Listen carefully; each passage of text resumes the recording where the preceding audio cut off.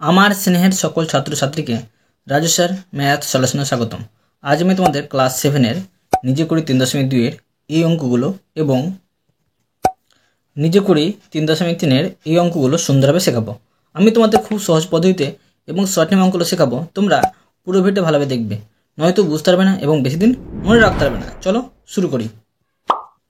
তোমরা অঙ্ক বোঝার সময় অবশ্যই কিন্তু পাশে বই রাখবে, তাতে তোমাদের বুঝতে সুবিধা হবে। আমি শেখাবো তোমাদের প্রথমে নিজে করি 3.2-এর অঙ্ক লিখে নিয়েছি। এবার দেখো প্রশ্নে কি করতে বলা হয়েছে। প্রশ্নে বলা হয়েছে নিজেরা যাচাই করি 7, 5, 14 ও 10 সমানুপাতে আছে কিনা। তোমাদের আমি নিজে করি 3.1-এ সুন্দরভাবে শিখেছি কীভাবে সমানুপাতে বের করতে হয়, সমানুপাতে আছে কি নেই। আজকেও শেখাচ্ছি সুন্দরভাবে, তোমরা দেখো। 1 নম্বর প্রশ্নে আছে 7, 5, 14 ও 10 এই সংখ্যাগুলোকে দেখব এটা সমানুপাতে আছে কিনা। তো আমরা কি জানি, প্রথমে লিখব আমরা জানি প্রথম পদ, বা লিখতে পারি প্রথম পদ গুণিত চতুর্থ পদ সমান দ্বিতীয় পদ গুণিত তৃতীয় পদ।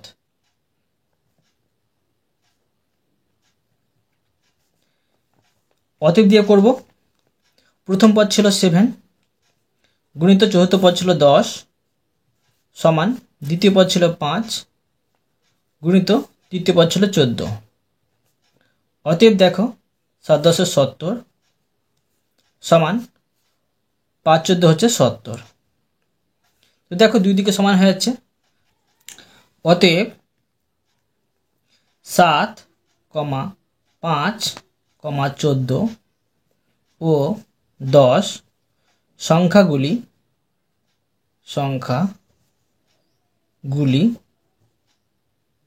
সমানুপাতে আছে।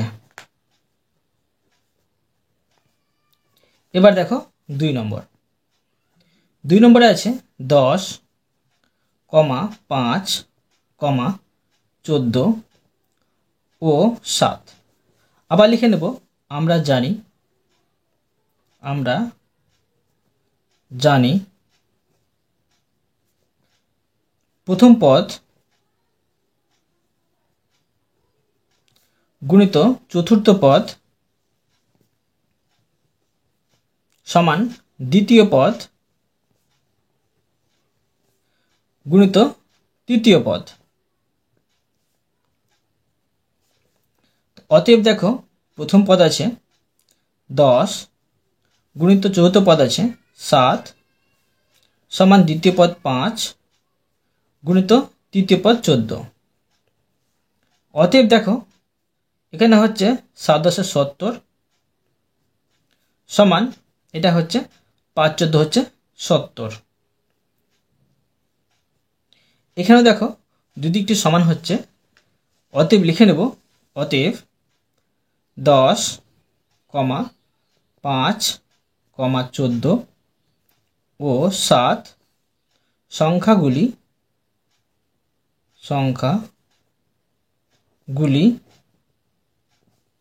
সমানুপাতে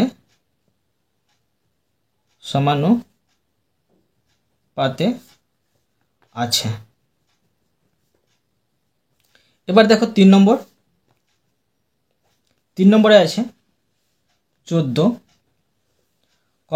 5, 10 ও 7। আবার লিখে নেব আমরা জানি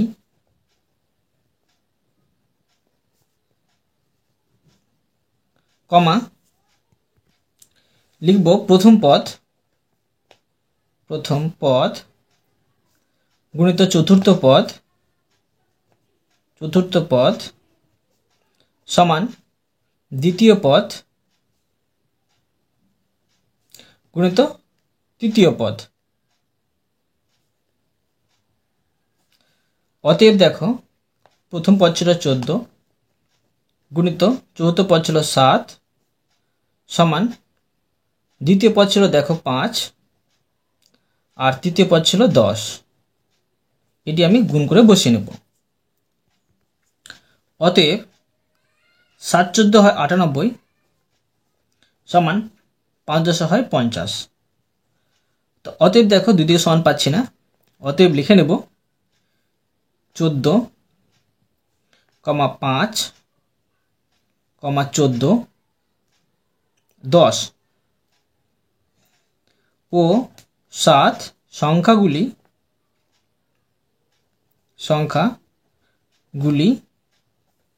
সমানুপাতে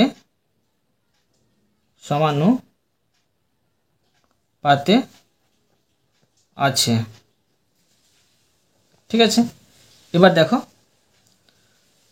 3.3 অঙ্কগুলো দেখো। নিজে করি 3.3 প্রশ্নে বলা হয়েছে নিচের সংখ্যাগুলি ক্রমিক সমানুপাতে আছে কিনা দেখি এবং সমানুপাতটি লিখি।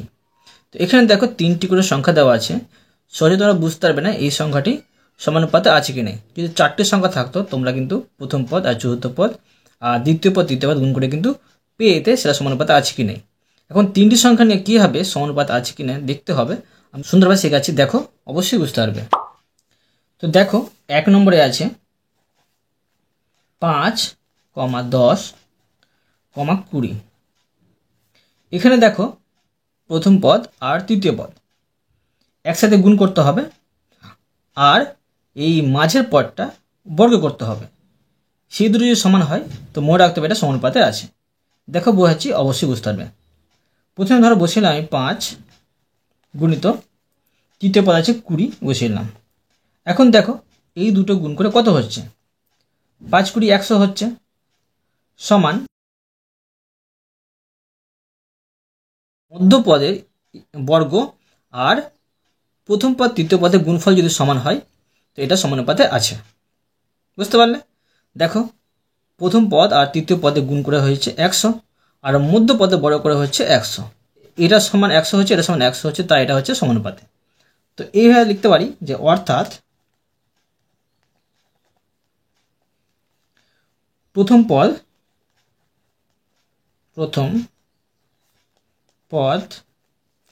গুণিত তৃতীয় পদ সমান মধ্য পদে বর্গ, মধ্য পদ। ঠিক আছে, এটাকে আমি ঘিরে দিতে পারি। অতএব কি দাঁড়াচ্ছে দেখো, এটা কিন্তু সমানুপাতে আছে। তো লিখে নেব অতএব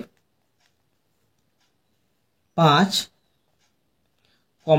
10, 20 ক্রমিক সমানুপাতে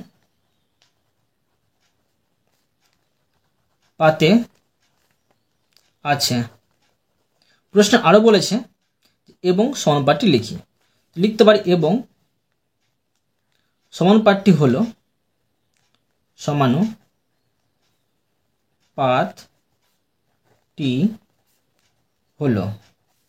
দেখো 5:10 সমানুপাত 10।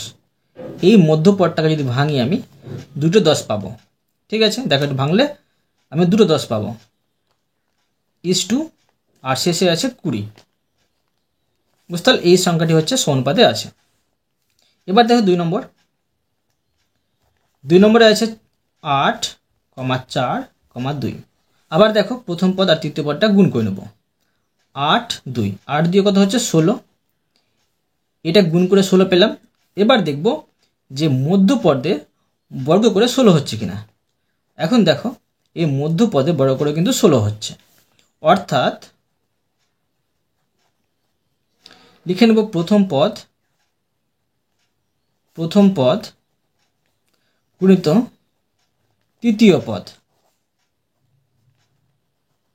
সমান মধ্য পদের বর্গ, মধ্য পদ, এখানে আমি বর্গ চিহ্ন দিয়ে দিলাম। অতএব 8, 4, 2 ক্রমিক সমানুপাতে সমানুপাতে আছে এবং সমানুপাতটি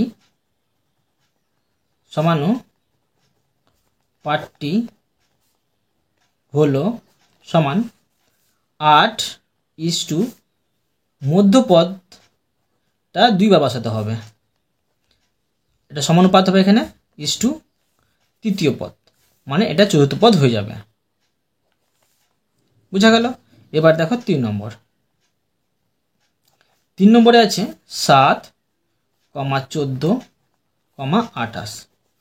আবার দেখো প্রথম পদ গুণিত তৃতীয় পদ সমান, এটি গুণ করে বসে নেব।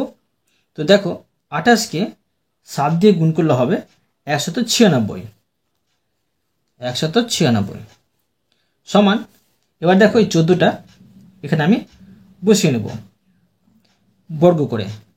তো দেখো এই 14 বর্গ করলে যদি বর্গ বের করি তো এটা কত হবে? 196 হবে।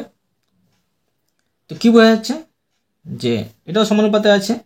তো লিখে নেব যে অর্থাৎ প্রথম পদ গুণিত তৃতীয় পদ সমান মধ্যপদ, এটা হবে বর্গ। অতএব 7, 14, 28 ক্রমিক সমানুপাতে আছে এবং সমানুপাতটি হলো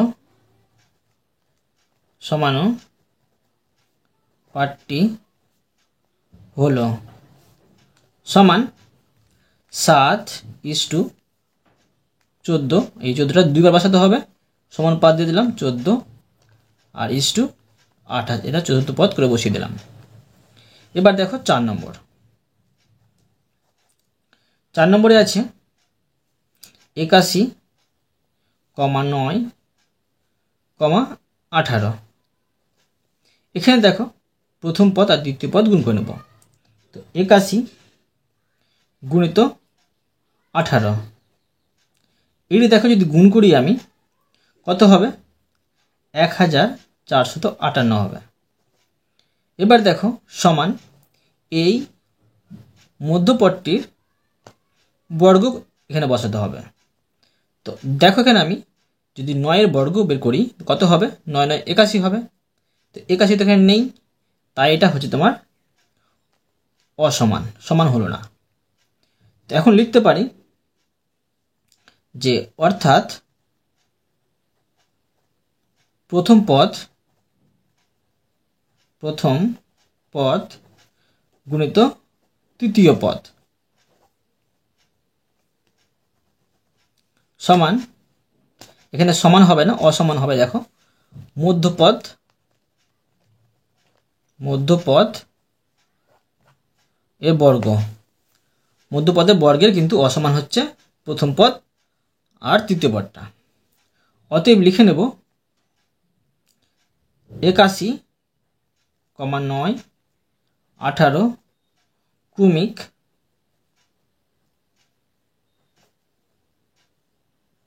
সমানুপাতে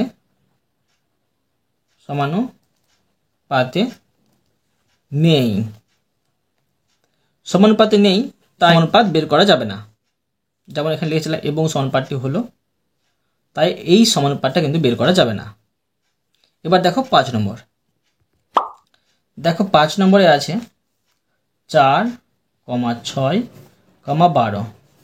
এখানে প্রথম পদ গুণিত তৃতীয় পদ সমান, এটা গুণ করে বসে নেব, 4 12 হয় 48 সমান এই মধ্যপদটা আমি এখানে বর্গ বসাবো। তো দেখো 6 6 36 হয়, এই যদি বর্গ বের করি তো দেখো 36 নেই। তো কি বোঝা গেল? মধ্যপদ সমান কিন্তু প্রথম পদ আর দ্বিতীয় পদ হচ্ছে না। মধ্যপদের বর্গ সমান প্রথম পদ আর দ্বিতীয় পদের গুণফলটা হচ্ছে না। অর্থাৎ প্রথম পদ গুণিত তৃতীয় পদ এটা কিন্তু অসমান হবে। তৃতীয় পদ অসমান মধ্যপদ এর বর্গ। মধ্যপদের বর্গ অসমান প্রথম পদ তৃতীয় পদ হচ্ছে। অতএব 4, 6, 12 ক্রমিক সমানুপাতে নেই।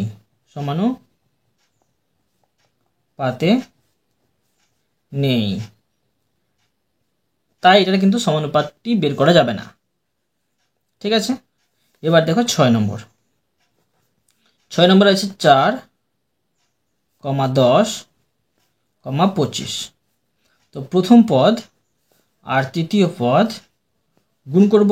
4 25 100 সমান মধ্যপদের বর্গ। মধ্যপদের বর্গ দেখো, যেটা বর্গ বের করি 10 10 100 হয়। দেখো 100 মিলে যাচ্ছে। কি বোঝা যাচ্ছে? মধ্যপদের বর্গ সমান প্রথম পদ আর তৃতীয় পদ হচ্ছে। অর্থাৎ প্রথম পদ গুণিত তৃতীয় পদ সমান মধ্যপদ বর্গ। অতএব 4, 10, 25 ক্রমিক সমানুপাতে আছে।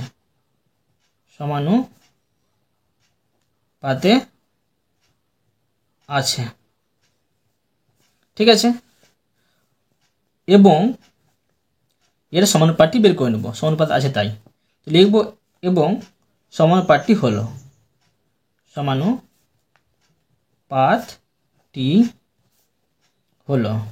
সমান 4:10 সমানুপাত আবার 10:25। বুঝতে পারলে? এই অঙ্কটাও আমি তোমাদের সুন্দরভাবে শিখে দিলাম। অতএব আমি তোমাদের প্রতিটি অঙ্ক সুন্দরভাবে বুঝিয়ে দিলাম। আশা করি তোমরাও ভালোভাবে বুঝতে পেরেছো। তবুও কোথাও যদি বুঝতে না পেরে থাকো আমাকে কমেন্টে জানাবে। আমি তার জন্য ভিডিও নিয়ে আসবো বা অ্যান্সার দেওয়ার চেষ্টা করব। আর অবশ্যই তোমরা এই ভিডিওতে লাইক করে দেবে এবং পরবর্তী অঙ্কর জন্য চ্যানেলটিকে সাবস্ক্রাইব করে নেবে। ধন্যবাদ।